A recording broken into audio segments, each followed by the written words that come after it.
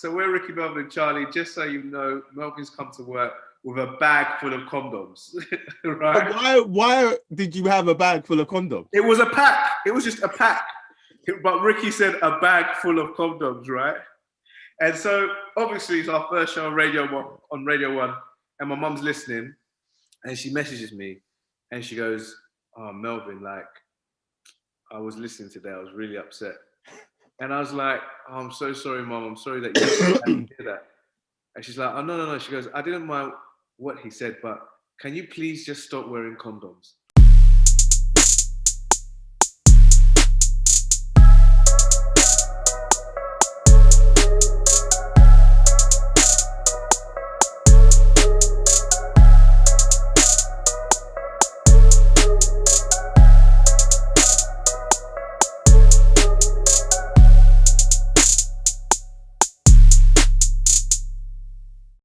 Hello and welcome to Grind, Hustle, Repeat, conversations around creativity and culture. I'm your host, Neodate Evans, and this is the show where we talk to creative entrepreneurs and discuss the ups and downs of their creative journeys. And hopefully by sharing, it provides guidance to others. Now, today's guest is family. We met back in 1998 at university, and I knew immediately that he would be in my life for a very long time. And guess what? He's still here.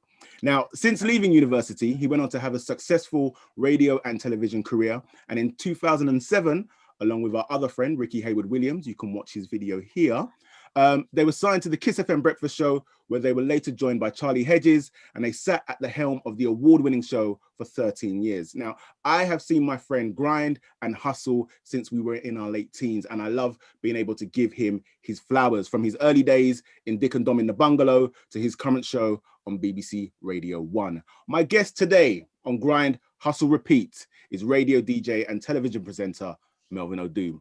Brother. Big intro. My only issue Oh, here we go. is you spoke to Ricky first. Apart from that, it was perfect. But you know what it is, yeah?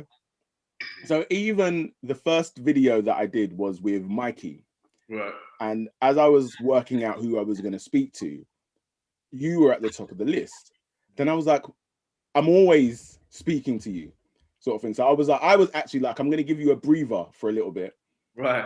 And then I'll come back to you.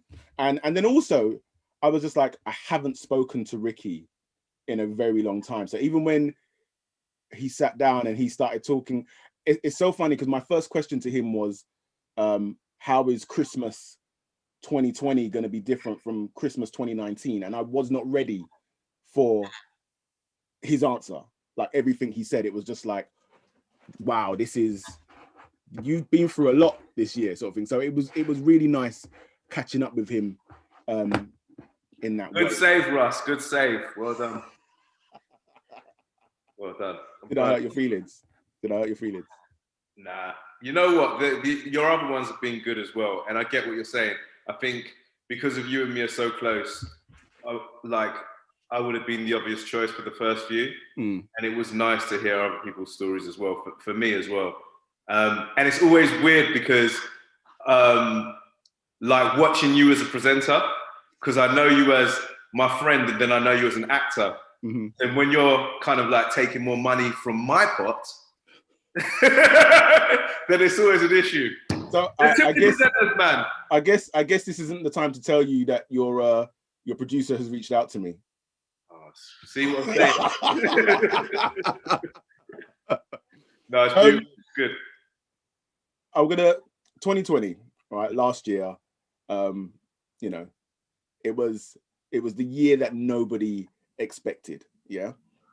But what have been your takeaways from everything that happened? Where do you start? I mean, it depends what we're looking at first, because if we're looking at family, 2020 was quite a scary year for me. I haven't really spoken about this, but obviously because it's you and you know about it. So my mum got really sick in the first lockdown, like so sick that she had to go to hospital with COVID. And it was probably the scariest time in my life. And thank God, you know, she's okay now and she got through it. But it's just been a really, really strange year for me because like I've heard all these different like theories and arguments and views on this whole pandemic. There's some people who are like, they think the whole thing is fake. There's some people who are really cautious and staying at home and self-isolating and social distancing. There's some people who think that this is just a whole government scheme to make money because of the vaccine.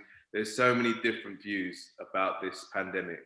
But for me, like the fact that my mum was in hospital and she was unwell and I saw her, how unwell she was, my thing is, like, there's something going on. I don't know what it is, but there's something going on. But I'm just so thankful that mum's here and my family are good and my friends are good, that everything else doesn't really matter. Do you see what I'm saying? Yeah. So that's the family side. Career-wise, I'm so lucky. I have heard absolute horror stories from my friend, right? She has for years been like a beautician. Yeah. Mobile, work going from home to home, doing private clients and stuff like that. And she saved up her money just before the first lockdown to open her own salon, bro. She opened her own salon. And I remember her talking about decorating it and all this stuff. And then we went into lockdown. Bro, she's the most positive person, right? And managed to still salvage this salon. She's kind of like saved up a bit. But like the stress that she must be going through must be insane. I've got another friend who you met, who again, for years, he has been doing like car repairs, for wheels and stuff like that. Lovely guy, right? Him and his business partners open their own workshop, one of the best workshops I've seen. Again, you've got overheads to deal with, you've got clients to deal with, you've got advertising, all that stuff, all these things that you just don't think about, like, which are hard enough in a normal time that people are dealing with in a pandemic. So I'm so blessed to be working with my friends or an organization that I respect, doing a show that I love.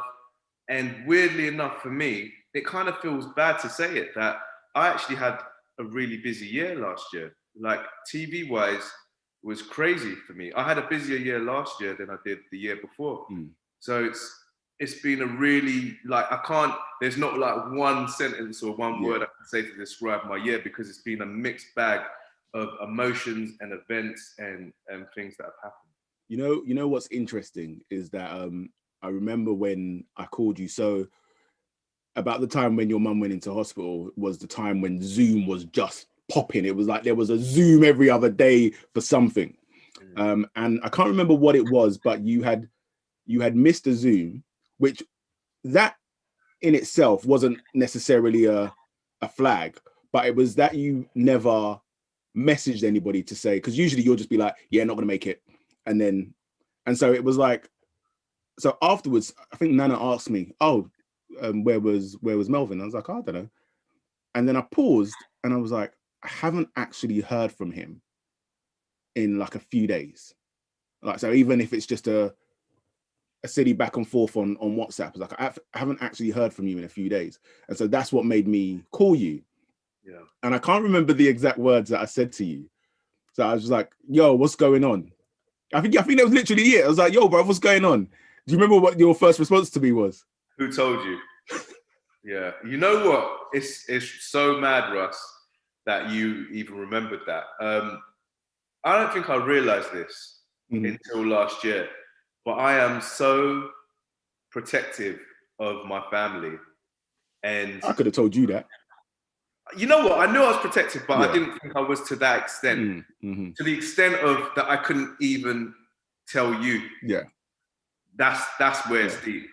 You know, but the thing is as well, for me, so I immediately understood. So even in the sense where I was like, I'm not gonna call you every day and be like, what's going on? Because I know that that's just gonna jar the hell out of you. So then I was like, and it's almost like from my perspective, because obviously I'm like, I'm mindful of how you're feeling, but obviously I'm worried as well.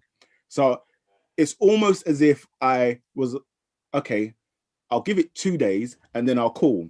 I'll give it a day and then I'll message. So being very structured in still needing to reach out to you, but still being mindful of this is how he needs to deal and process with the situation. But you know why it's deep for me, Russ, is because actually you know me very, very well. So you knew how to kind of like be with me and be around me. What was deep was I didn't realize that I was going to react like that because I spend so much of my time sharing my stories and talking about myself and sharing my life with my audience. Like, you know, that if something deep happens to me generally and I can find a funny way to twist it, I will bring it to the show. I will talk about it on social media. Like, that's how I am. Yeah. But I think I was so hurt at that time last year, and it was such a, like I said, it was such a scary moment. But I just didn't even want to talk on it. I didn't know how to, for the first time ever. And that's why it was such a strange time for me. That first lockdown was madness. But like I said, I think it's kind of strange because actually, when I did tell people like you and Ricky and Charlie, it was like a weight off my shoulders. But I didn't realize that. I didn't realize that. That's why, you know, I always say you should never underestimate the power of just talking about stuff. And I should have taken my own advice at that point, but it's so weird when you're in something, man. Yeah, I think when you're in it, you've got to work through it the best way that you know how. And I think that's essentially what you did. But yeah, no, it was surreal. It was surreal. Like coming off the phone being like, okay, I'm not sure what to do with myself now, you know. But as you said, it all turned out all right. Yeah, happy ending. But you spoke about obviously work as well, and last year being a busier year for you.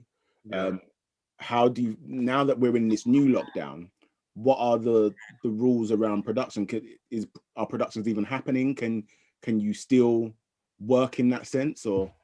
I mean, as you know, things are changing from day to day, bro, from week to week. It's really interesting because I think the TV world have dealt with this pandemic really well. I've done shows where they have been doing COVID tests beforehand. I've done shows where they told me that I've had to sign a contract to self-isolate before I do the show. I've done shows where you walk in and there's literally hand sanitizers, there's people in masks, temperature testing at the door. Like, they have gone to town with, and it's mad. If, you know, the whole of the UK acted the way the TV world acted, I think we would have dealt with this pandemic a lot better. Yeah. But they've been really well, kind of done very, very well in dealing with this situation. And even radio as well. Do you mean there's only 2 of us allowed in the studio at Radio 1 at one time? The producer has to be outside. You've got 1 person at home. Then we rotate each week. And, you know, in communal areas, you have to wear a mask. Yeah. You can only go down certain steps in one direction. You can only go up a lift one direction. Yeah. Do you mean? I so obviously I freelance in White City at the BBC, and so when I went there after all of these new restrictions had come into place, I was so confused. So I came in, I've driven in, I've gone into the car park, parked up, gone into where the lifts are, and I literally jumped out of my skin because there was a security guard just sitting there in the corner, and there's never anybody in that lift lobby. And so he's just there, and he's like, "You okay?" And I'm like, "Yeah." And he's like, "I need to take your temperature." Then, like, he had his little setup there, took my temperature, and then I'm like, "Okay, cool." He's like, "Oh, you're all right." And then I've gone to, again, I'm not really paying attention, so I've gone to the lift to go up. No, not that one. This one. just like, what's going on? Well, these things probably help. Yeah, no, absolutely. I mean, even I just got a message from like the head continuity announcer, and so now they're also implementing testing before the shift. So before a shift. What do you mean as a swab? Really? Yeah. So they are taking it very seriously, like because obviously I guess for an organization like the BBC, you can't have 20% of your workforce wiped out, depending on where they are. That's problematic. That's really problematic. So they have to take that stance, and it's good. It's a good thing. I want to shift a little bit now. You, much as it pains me to say, probably one of my most creative friends. Okay. Me? Yeah. And you're one of my you're one of my funniest friends. Yeah, that hurt you to say. My God, that really pained you, didn't it? Yeah.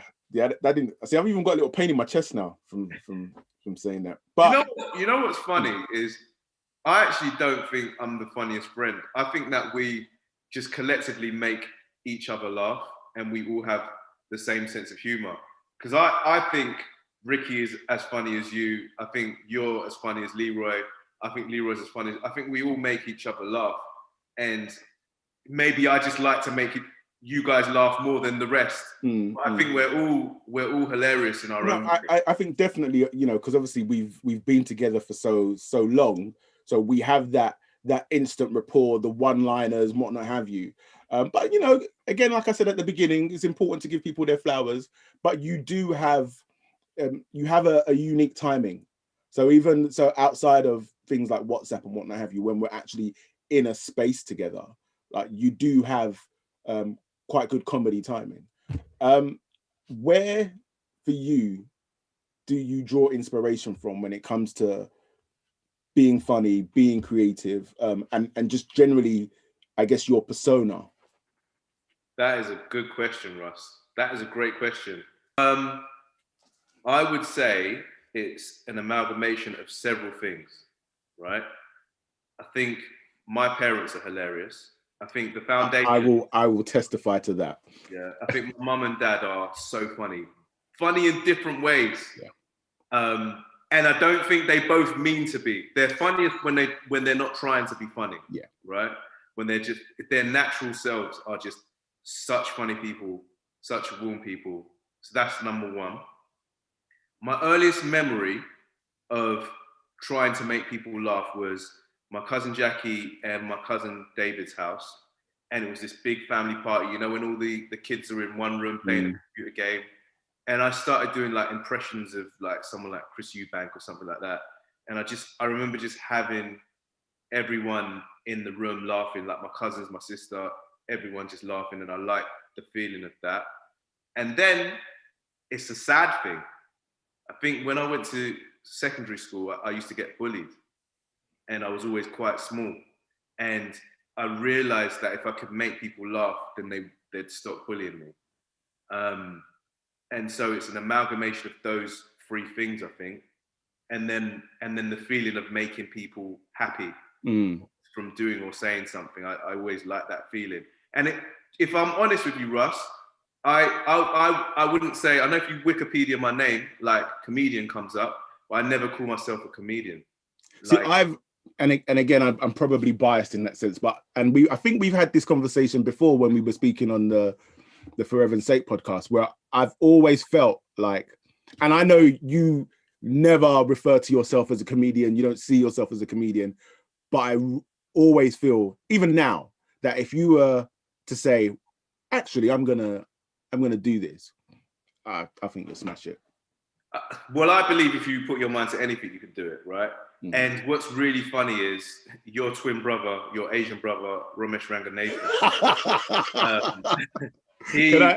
Before you go on, can I just give some context to that?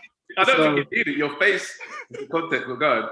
So I was at home, and my sister put on one of the episodes of Grind Hustle Repeat on the TV, and my mum was watching it, and then she was like, "Oh, you look like that Asian comedian," and then we're all looking like, "What?"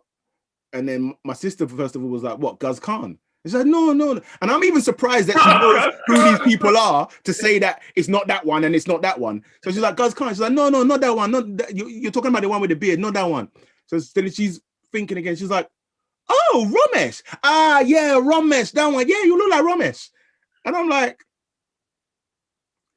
you know when you're quiet because actually there's nothing you can say because I'm looking at myself on the screen. I'm like, I see where you're going. Yeah, I do. I see where you're going. I do see it.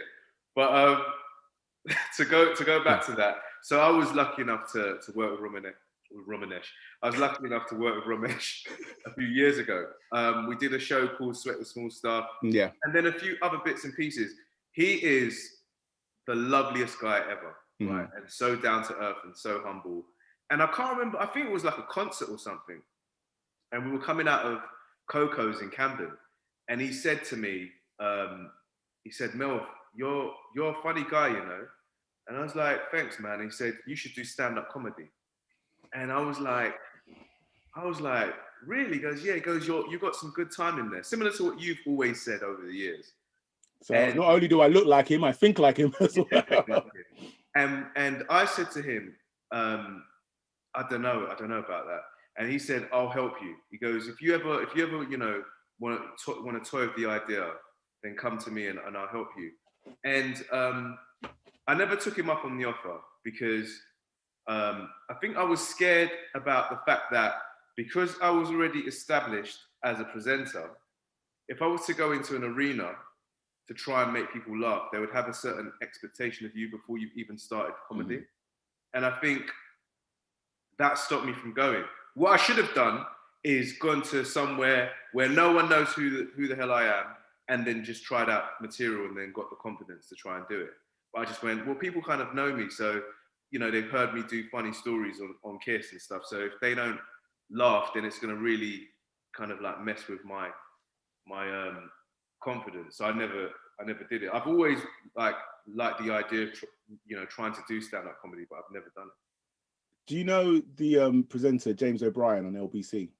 Yeah. So I've never heard him do stand-up, but he does stand-up. Does he? Yeah, like he's a very serious guy. He's a very, very serious guy. But I know on occasion he's done stand-up. And I'm just sitting here and I'm like, dude, if somebody like Romesh can see that in you, especially, you know, now where things are, you know, there's a little bit of time, there's a little bit of space, just explore it. I think sometimes there's a pressure to explore something with an end goal in mind. So, but you know what I have, but I've done it secretly. So the way I'll do it is I'll be in my room and I'll go, that's quite funny if I told that story, and then I'd say that, and then I'll have that punchline, and then I'll bring it to the radio. It's not stand-up, but that's but I think that's probably so in a way, you have actually been honing the craft, but just in a slightly different format. And so if it was then to be, so even if you was to do, if you was to cover 2020, right? And you was to pick out personal moments and public moments of things that happened and decide, right, I'm going to do like a one-man show, but like maybe like a 10-minute or something like that.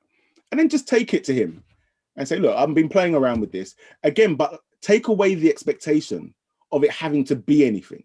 Yeah. So this is just something that I'm messing with.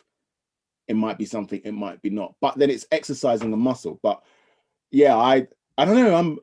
I'm excited, but it's funny because like you and Romesh haven't been the only people to say it. Like over the years, various people have said a similar thing. And I think, you know, going back to influences and inspirations, one of the reasons why I probably haven't done it is because I actually think stand-up comedy is an art form. Yeah. And I am I'm a snob about comedians.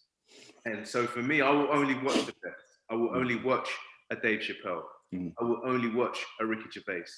And so sometimes when you've got that, you kind of like, you look to those people as this is comedy, this is stand-up comedy, then you kind of go, well, what I do is nowhere near that. So you kind of stop yourself and you talk yourself out of it, which is the wrong thing to do. But that's probably what I've done, because I've gone, you know, James Acaster, he's a stand-up comedian. That, you know, all these guys who I think are dons at what they do. So I feel so far away from what they do. Do you know what's interesting is, as I'm doing these interviews, a theme that is coming out in a couple of them is imposter syndrome. And so I was talking to a young lady, makes me sound really old, young lady. I was talking to a lady, her name's Vanessa Canby. She's a YouTuber. She does a lot of content around Ghana and living in Ghana and moving to Ghana. And we had a conversation about imposter syndrome. And I'm looking at her thinking, oh, you're killing it. You know, she puts up a video, she's getting 150,000 views. Her channel collectively has got like over 8 million views. So I'm like, you're smashing the game. And she's there like, yeah, I you know, I wasn't even sure why, you know, you wanted to have me on the show, sort of thing. And so it just strikes me that, and I think I'm probably saying this as well for anybody listening, that we all sit with these feelings of imposter syndrome, but it really is about just kind of working through it. Because even as long as we've been friends, and to sit here and still listen to you say things like that, where I look at you and you're like my friend that can do anything, you know. Really? Yeah, no, absolutely. I'm like, if, as you said before, you know, if you put your mind to something. So for me, I'm like, if Melvin says he's going to do this, I know he's going to do it, and I know it's going to be good. But then I guess that also comes from, you're not an everything guy. So if something comes along, you won't jump on it. So if there is something and you do say, I'm putting some energy into that, I know that actually, yeah, you're really going to put a real focus and energy into it. So. And that's the word, Russ, you know. I think with me is focus. If I have decided that I'm doing something, then that's it. It's one thing that I always remember is when I finished uni and having an argument with my mum after uni, like being in mad student debt and not really doing anything connected to the musical media industry. And I was working in a youth club in East London, which was a great youth club, and I loved working there, but I was still living under my mum's roof, and she used to be like, you need to go and get a proper job because you've got this degree and you've got all these bills to pay off. Like, maybe you should just kind of give up this dream of becoming a presenter and get a proper job. And I remember saying to her, or maybe I said it to myself, that I can't see myself doing anything else. That was it. And visualization has been everything to me. Like, I was like, I can't physically see myself like waking up and then sitting in an office and being behind the computer. Like, I can't see that. Mm-hmm. And even if no one wants to employ me to be a presenter, I'm still going to just keep going until something happens, no matter how big or small, which is why, you know, people who know you and me would know that our friends collectively came up with a company called Mental Excel, where we did parties, and myself and Ricky would interview people at the parties because that was the closest thing that we had to presenting. We weren't getting paid for that. I'm sure we even had to pay people to help us, you know, do the footage. Do you know what I mean? But it was like, for me, it was like, at least I'm doing it. Yeah. And maybe something will happen off the back of it. And I always say, sometimes I loved the motivation that I had as a kid because I was fearless. I was like, I didn't care. I was just like, this is what I'm doing. Yeah. Sometimes it's good to have that fearlessness that you have as a kid. That I think that fearlessness that you have when you're young is unrivaled. If somebody could bottle that and sell that, you'd make a lot of money. But I also want to talk to what you were saying about being focused. And I think that I've told you this story before, but I'm not sure. So I can't remember what the year was, but my sister and my cousin had just done their GCSEs. They'll probably kill me for saying this, but whatever. They'd just done their GCSEs, but they hadn't done particularly well. And I remember meeting them embarking after work to give them the big brother talk, all right? And that same day, you and Ricky were on the front cover of the Voice newspaper, all right? And so you and Ricky became I used you to make my point. So we met in this restaurant, sat down, and the conversation was about being focused on a goal and not being distracted. And I said, listen, when we started Meant to Excel, you couldn't really get Ricky and Melvin to be involved in any other part of the business. Yeah, but credit to them, they said from the jump, this is what we're here to do. We're here to present. And where they were so clear from the outset, this is our focus. This is what we want to do. Everybody eventually, we might moan at stuff. Melvin, can you do the door or whatnot have you? But eventually everybody just makes way because you have been clear to say, this is what I'm doing. Yeah. And that focus from then, you will be able to testify to the setbacks and whatnot have you. But that focus then leads to moments like being on the front cover of a newspaper, being the presenters on Kiss FM for so many years. So I use you as an example when talking to people about being focused on a goal. You mentioned about having vision. Do you use vision boards? Yeah, I don't know if you know, I'm sure you know about this, but I do a vision board maybe every year. Certain things stay the same. If I've achieved something, a picture stays there. Sometimes your goals change, but I keep it on my phone because I said to myself, what do we look at the most? Yeah. What do we always have with us all the time? So I basically create this vision board. It's tiny. I just use pictures to tell different stories. So for example, going back to the whole thing about having this fearlessness of a child, I have a young kid dressed in a superhero outfit, which represents that fearlessness. Wonderful. I have a whole picture of my family from like a Christmas gathering that we had, because obviously that's important. I've got like pictures of just like food, because I think food is so important. And then the picture of the BBC, because, I want to do my best there. And all these little things I just put together and just put it on the front of my phone. So every time I pick it up, even if I'm picking it up to look at a message, subconsciously that vision is there.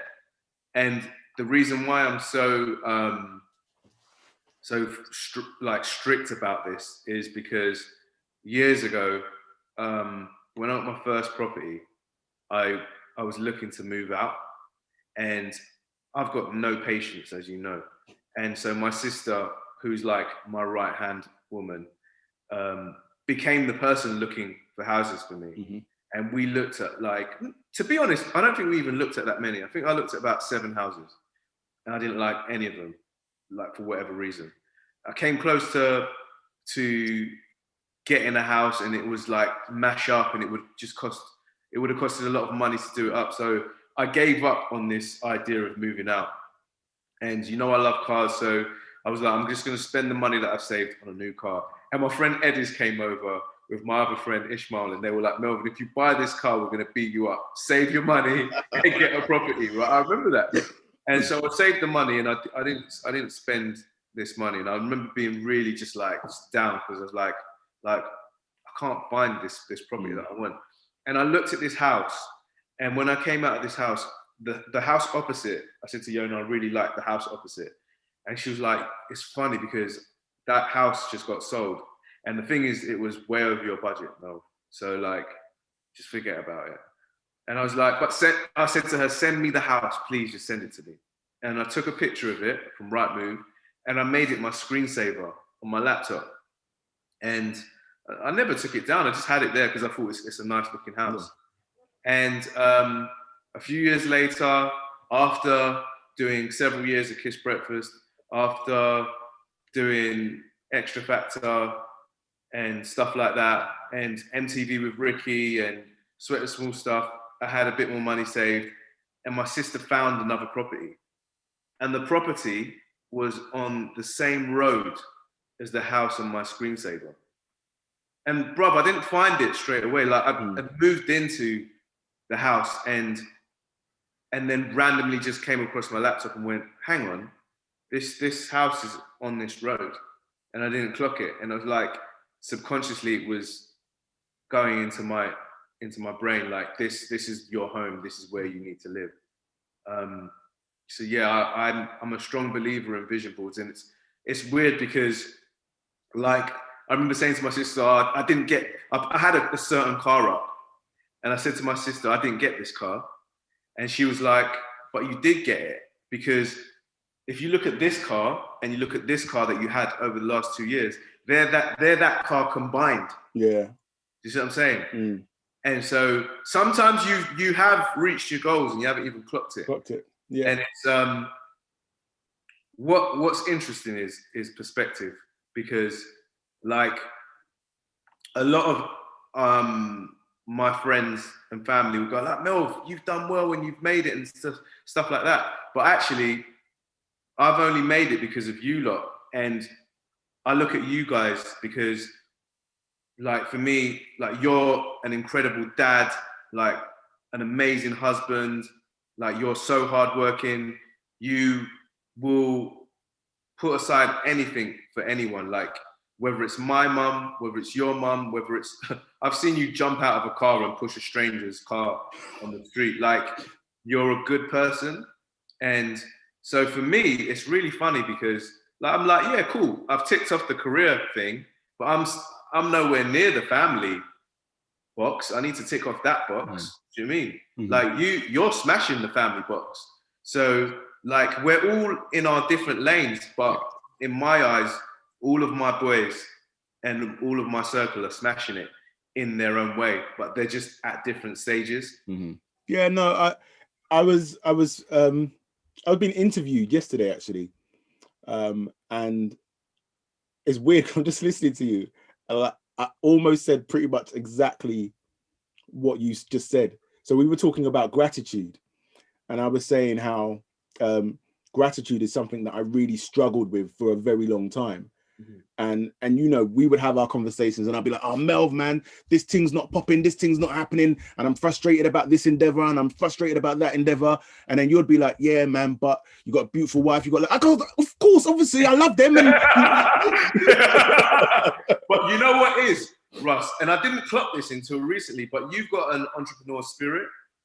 You love to have your finger in as many pies, and that's not because like you don't know what you want to do. It's because actually you're quite good at a lot of things. And because when I think about when I met you, bruv, you were doing like sensitive computers. What was it?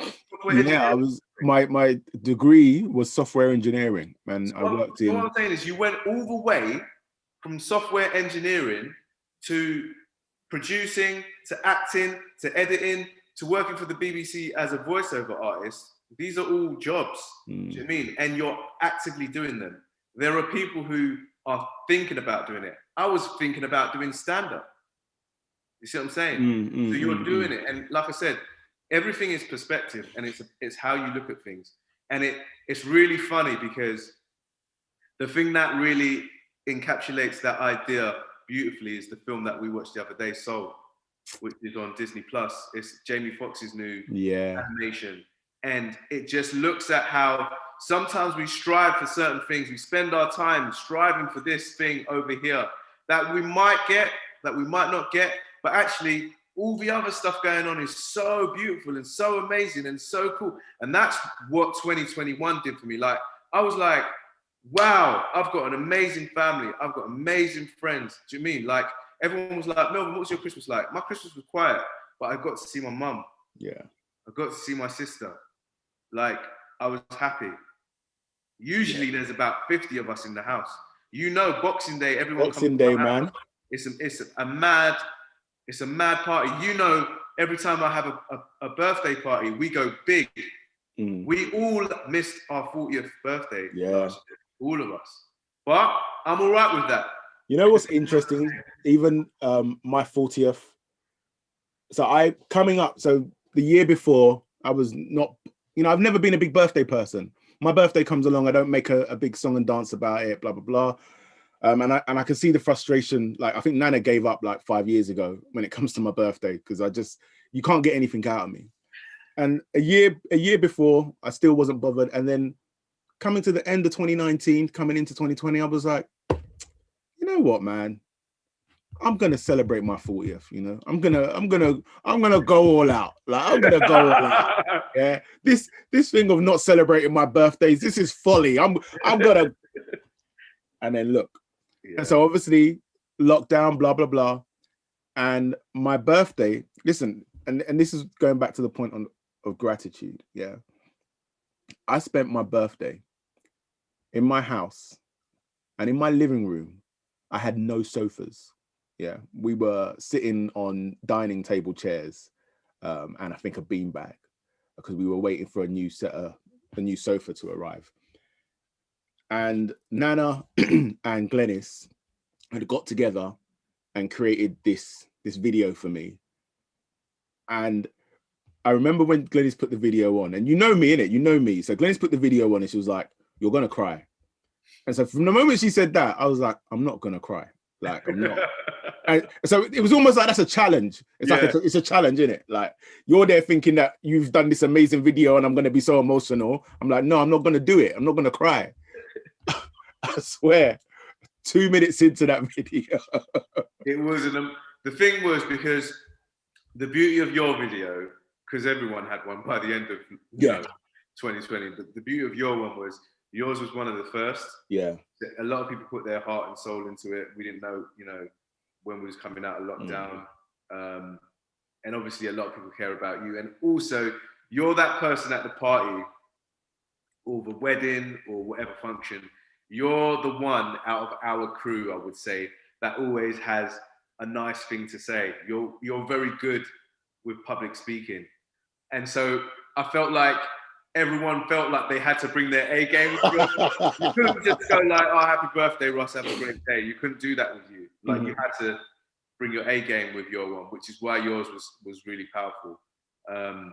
But yeah, I really experienced gratitude on my 40th birthday. Like, sitting in my living room, no sofas, just my sister, Nana and the boys. A couple of people came and did drive-bys.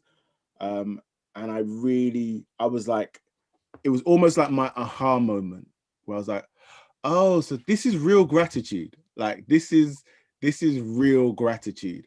And yeah, it was really, it was lovely. It was, I couldn't have, whatever I would have planned, it wouldn't have been as good as what actually. And actually, that's a moment of history. Do you know what I mean? Like, it will make it even more important, because you'll be like, my family and my friends made this video for me because actually we couldn't physically see each other. Yeah. Do you mean it's a moment in and the video's there. I can go back and watch it whenever I please. So you watch it every morning, don't you? Before. Yeah. All right. So I asked Ricky this question. Yeah. I'll ask you as well. So the pair of you, Charlie as well, I said, like, you've been at the helm of popular culture for a very long time, like whilst you were certainly at KISS and now. Like, what have been the biggest changes for you? For me? Yeah. So much. I think everything's changed, Russ. It's probably easier for me to talk about what hasn't changed. Okay. What hasn't changed is how much I respect Ricky and Charlie, because I think they work so hard in different ways. Like, Ricky manages to be this really amazing presenter and broadcaster and an amazing dad at the same time. He probably doesn't know this, but like, I've got a lot of respect for that. And then Charlie her hustle is insane.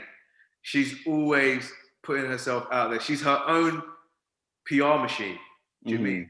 And she is constantly pushing herself to do the best at what she does, and she is very good at what she does, and she is so positive about everything. Do you mean? I remember when we used to wake up. So I'm probably you say I'm the funniest one, but I'm probably the most grumpy person. But also, your grumpy is also funny. For you guys, it is. But I'm upset, right? But bruv, you could probably count on one hand how many times Charlie's been upset because she's always positive, and so to have them around me is like, I'm very, very lucky. And we are a family basically. And we wouldn't be where we are right now without each other. Mm. So that hasn't changed. So much has changed in terms of the landscape of this industry. I'll give an example, right? I remember I'd still do them now, well, when you were allowed, but I used to do a lot of talks at like universities and schools and stuff like that. And I remember I used to love asking this question: how many of you guys want to be presenters? And people's hands would shoot up. Everyone would want to be a presenter. And that used to make me feel so nice. I was like, I feel like I'm going to say something and these guys are going to listen and they're going to want to do a similar job to me. I used to love that feeling. Now, you'll say that and maybe one or two people will put their hand up because everyone wants to be an influencer. Everybody. Bro, the landscape has changed. It's completely different now. Mm. And I'm not saying that's a bad thing. It's just, it feels different. Yeah. Music has changed. The way that we consume it. Like radio was the only, the main way for you to listen to something unless you had a CD player or whatever. Like now you can stream something. Now you can download something. Now you could buy something. Now you can watch it. Now you can have it on your TV. Like all these different ways to consume music. So the landscape has changed. I feel like, I don't know. I feel like the way in which we interact with artists has changed as well. It's very, very different now. A lot has changed in the industry. So you were saying about the way you interact with artists. Obviously, when you guys were at KISS, in terms of music, your hands were tied in terms of like the KISS FM playlist and whatnot have you. You have a little bit more creative control now on your show. Do you feel like more of a responsibility to artists and to drive this like new music? Yes and no. Yes and no. Yes, because the Radio 1 is for me like the biggest station in this country. And so if I believe in something and an artist or a track, we can essentially, provide a platform for those artists. So I think that's an important job to do. But at the same time, I do this because I like it. Do you mean? So I'm sometimes a little bit selfish in what I select. So a bit of both. I'd say 50-50. But at the same time, there's something I remember I played this artist from Canada. Her name's Looney, right? Say that again? Her name's Looney. Looney, okay. I just randomly came across her online, thought she was wicked, really soulful, amazing voice, well produced. And I put her forward and I played the track and thought nothing of it. And then about a week later, she messaged me on social media and she went, "Thank you so much. I've never been played on Radio 1 before." Wow. And I just played her because I thought she sounded good. But you kind of forget that there's people out there creating music that isn't being heard. It doesn't matter how good you are. If you don't have an audience, sometimes it doesn't matter. Do you mean? And so I've provided this person with an audience. And even if 10 people listened and went, "I'm going to check her out on Spotify or whatever," do you mean? I've done that. So yeah, you definitely do have a responsibility. But you know what? The secret to what us lot do is I've tried not to let people dictate what you do. Because I think that's when you start to second guess everything. I remember when we were, working in commercial radio, you live and die by your listening figures. You if your figures are down, it's drama for you because it means you know, they can't sell advertising spaces easily and stuff like that. But me, Ricky, and Charlie secretly never let that get to us. Yeah. Never. We were like, if they're good, great, we'll celebrate with the rest of you.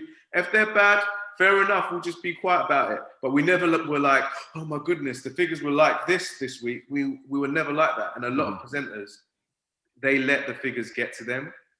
And although like the BBC is a little bit different because of we're a public service broadcaster, again, you still have this whole thing of, you know, you have to provide for a specific type of audience. But I'm just trying to do what I do to the best of my ability. That's my only job in my head. Because I think if you spend a lot of time trying to please everyone, you're just going to drive yourself crazy, in my opinion. And you can't please everyone. Absolutely, absolutely. So, looking ahead, are there things that you want to, like we spoke about the whole kind of stand-up thing, but are there things that you're like, actually this year I really want to try that, or I want to diversify like this, or are you happy doing more of what you've been doing? Okay, you and me have a mutual friend who I'm not going to name, but they like to talk a lot. Okay. Right. And I remember being in a situation where they talked me into something, and nothing came about of it. And I remember he talked such a good talk. And I know now. I was trying to work out who it was, but yeah, I know now. Yeah. And I remember saying to myself, I never want to tell a story. I always want my success to be seen. I never want to be like, you know what my goal is this year is I'm going to do X, Y, and Z. And I haven't even got to A, right? So when you see me do something, you'll turn on your TV and you go, oh, rah, Melvin's doing this now. Oh, rah, Melvin's on the BBC now. Oh, rah, Melvin just hosted that. I'd rather you find out that way than me go, I've got my goals. My goals are here. Okay. My goals are in my phone. I respect that. I know what I need to do, but sometimes a lot of people talk a game, but just do it, man. No, I hear that. We spend a lot of time talking. Just do what you need to do. There's I think the only thing that I'd like to do right now, like the close thing is there's a podcast idea that that I'm toying around with, because I have enjoyed your series, and I think radio and talking and audio that's an organic thing to me. So for me, it makes no sense for me not to do that. So yeah, there is an idea that I've okay. Well, we'll be looking forward to seeing what comes from that. Yeah. Looking back at your career, what do you feel like has been your defining moment? Defining moment. Meeting Ricky. Meeting Ricky. I always say, if I didn't go to Luton, I would have never met Ricky, and there would be no Ricky and Melvin, and with no Ricky and Melvin, there would be no Ricky, Melvin, and Charlie. And I think without that, I don't know where I would be, bro.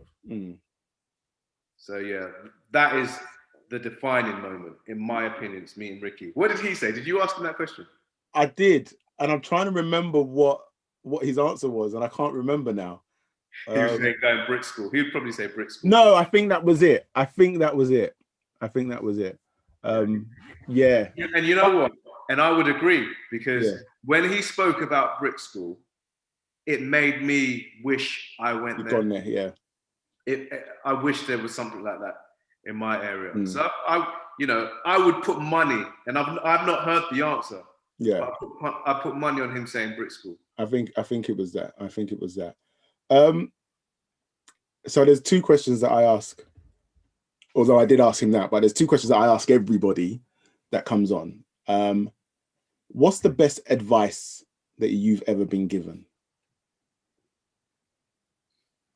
The best advice. The one that I use. Okay, so I've been given really good advice from someone, and then I've been given advice that I actually do always use. So the first one I'm going to talk about is the one that I always use, and sorry to name drop, but it's from Dermot O'Leary. All right. And we interviewed him once, and I think he was doing the NTA Awards. And I said to him, "Don't you get nervous, like hosting stuff like that?" And he was like, "Not if I'm prepared." He goes, "If I'm prepared, then I'm excited. And no, if I'm prepared, then I'm excited, and if I'm unprepared, then I'm nervous." Yeah. So it's that whole failing to prepare is Yeah. preparation for failure. Yeah. Is what I got from Dermot. Mm-hmm. And so, sometimes I over prepare, Mm-hmm. like, but it makes me feel so comfortable. And when I'm comfortable, I think that's when you get the best out of me. Yeah. Personally, that's what that's the thing that I do a lot. Mm-hmm. And then what's the other one? The other one is, and it's come from different people, but essentially it came from a teacher years ago. And it's something that I always say to you is you have to look out for you sometimes. Yeah. Like, you have to look out for yourself, Mm. because no one else will. And that doesn't mean be an absolute bastard to everyone else around you.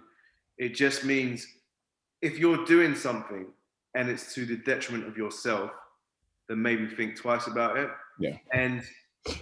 And people like yourself, Russ, admittedly, and people like, and I'm sure you'll agree with me, and people like my sister, you're such good people that sometimes you do stuff that in turn puts more pressure on you. Yeah. I don't do that. Yeah. I rarely do that. I had an interesting conversation with Yona years ago. I can't remember what had happened. We were on the phone and I said, you know what, yo? Going forward, I'm going to be more like Melv. She's like, don't do that. And then I was like, and then I qualified it. I was like, no, I mean, just, and that's another lesson that's taken me ages to learn in terms of being comfortable about putting myself forward. A lot of the time people ask me to do stuff. I feel an obligation to do it, even though it's the furthest thing that I want to do. And learning that saying no to people isn't confrontational. It's okay, and you can do it. It's taken me a while to learn that. But once you get into a place where when you realize that and you're comfortable with it, then now I think, what was all the drama about? Yeah. It's not a thing. But and the secret is, Russ, it's the right amount, because there was a period when I became really selfish and all about me. And then I had to be a bit more like you, and I had to be a bit more like Yo. And actually, when I add more of you into me, that's when I was at the perfect. Like, because there's something about when you help people that makes you feel amazing. Yeah, absolutely. Do you know what I mean? And so, yeah, but there was a period when I was like, all I cared about was what I needed to do. And you don't want to be, it's not all the way there, but I think sometimes you have to look out for yourself. Like, I know someone who is going through quite a lot at the moment. Like, she's a mum, and like, she was like saying like she has to do this for her child, and she wants to ensure that her ex is okay because of this, and she's checking on her mum. And I was like, well, actually, who's checking on you? And she was like, oh, well, no one's checking on me.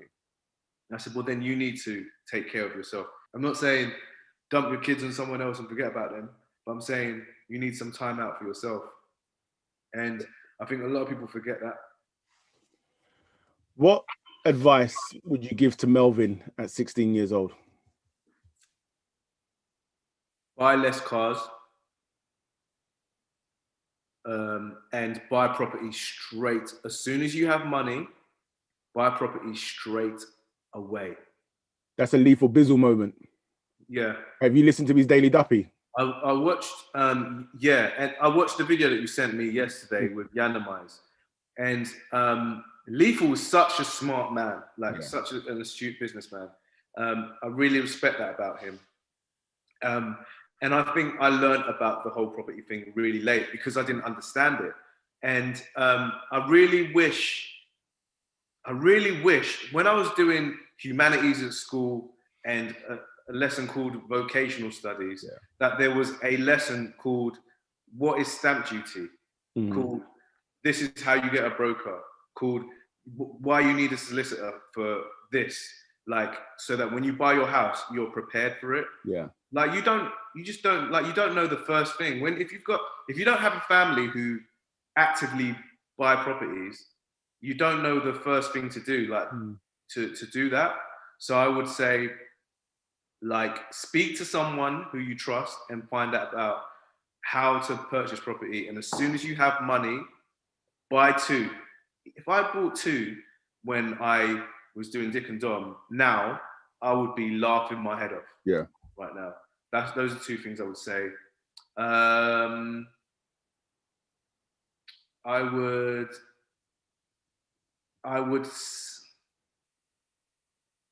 say enjoy. I would say enjoy your moments more. Like, I've got the worst memory, and sometimes I forget like my achievements and I forget what I've been doing. It's really funny because I broke my phone in lockdown and I lost so many like really cool pictures and stuff. So the other day I was on Facebook and I went back. And bruv, we've had so many wicked times, which is why I've been sending around like pictures on WhatsApp and stuff of like us and Damien and stuff like that. And we've had a wicked time. Don't forget that. Like, you mean like even little things like the fact that I can call you my brother, the fact that you can call on me and do this, and you feel proud enough for me to be part of your series. Like that's sick, man. Like some people don't have friends that they can call up and chat with for an hour without it being forced. Do you mean? I spoke to someone the other day and they said, I don't really have any friends. And I was like, what do you mean? They were like, I don't really trust anyone. They were like, I've got associates, I've got people that I work with. I don't really have any friends that have anyone that I trust. And if you looked at them on social media, you'd think they're having a great time. Was it not last year, 2019, when my nephew came to stay with us. And so he was 17, 18, going through some stuff, and he came to stay with us for a little bit. And one of the things that I noticed was, or it made me realize rather, was how lucky that I've been to have the circle of friends that I have. So when, and you included, so when my friends were reaching out to him to help him with certain things, he said something to me and he was like, so Colin reached out to him and his response to Colin was, or response to me about Colin was, what's in it for him? And that really made me sad because I was like, oh man, you've never experienced real brotherhood. Like you've never experienced real brotherhood. And then I just thought, actually, you've been really lucky to experience real brotherhood. Yeah. And yeah, it's something that I hold on to dearly. It's true, man. It's mad when you think about that. Like the fact that they said that, you know, for someone to do something good for you, that, you know, they feel like they have to get something out of it. But if you got close friends and family, then it's not a thing, boy. Go on. What's really nice for me is when two of my friends who are only connected via me interact. So for example, I remember, so I've got a friend called Josiah, who I know from school, secondary school. I've known him for years. And then I have a friend called, well, obviously we all know Ricky, and they both went to like a football match together. So they only really know each other because of me. But because they know I don't like football, they've gone off and done their own thing. So like our circle has become even bigger because of that. Like then my other friend Ediz, who he can just basically build a house from scratch. The amount of people in our circle that he's done work for, myself included, yourself included, is immense. And you know, he's someone that everyone trusts, who everyone gets on with, and we've all just been out together. For me, that's what makes me really happy, is when I hear like two of my friends kind of interacting, you know, and they've only interacted because of, you know, I'm the source. You know what's funny? In a lot of female circles, that would be problematic. Oh, bro, they don't like that. Well, let's stop it there before before this gets shut down. Let's stop it there, Russ. It's funny because we actually haven't even spoken about the ladies. Let's not go there, Russ. Why not, man? What's there to discuss? Well, I'm sure Ricky was pouring out his heart. No, you know what? I'm really conscious now of talking about that. What do you mean?